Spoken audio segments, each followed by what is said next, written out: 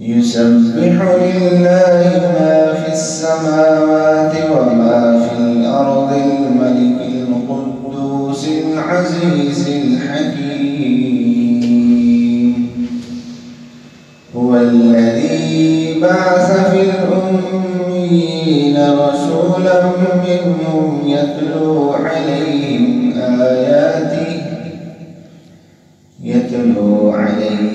آياته ويزكيهم ويعلمهم الكتاب والحكمة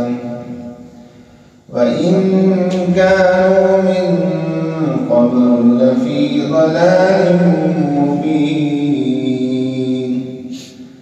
وآخرين منهم لما يلحقوا بهم وهو العزيز الحكيم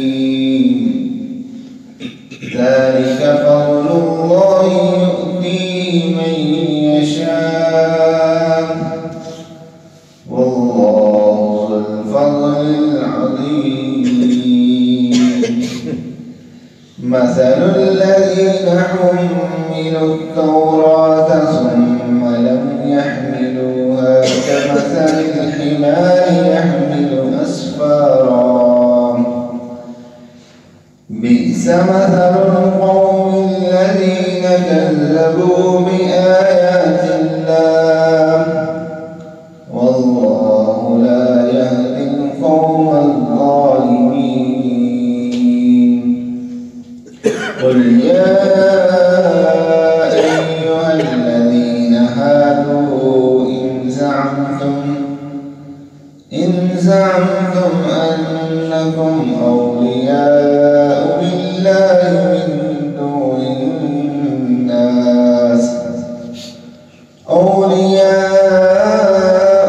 لله من دون الناس فتمنوا الموت إن كنتم صادقين ولا يتمنونه أبدا بما قدمت أيديهم والله عليم بالظالمين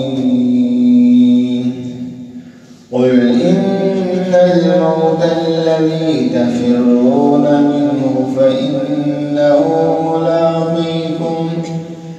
فإنه ملاقيكم ثم تردون إلى عالم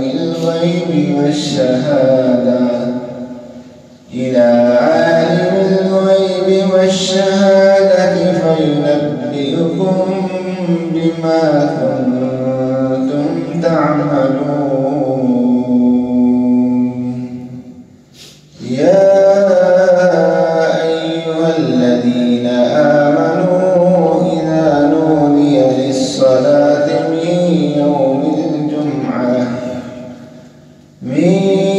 الجمعة فاسعوا إلى ذكر الله وذروا البيع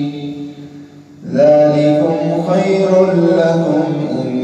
كنتم تعلمون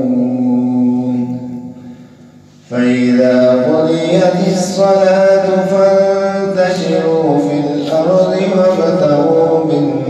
فضل الله واذكروا الله كثيرا لعلكم تفلحون وإذا رأوا تجارة أو لهوا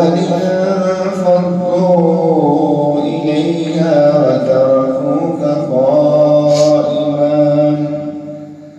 قل ما عند الله خير من اللهو ومن التجارة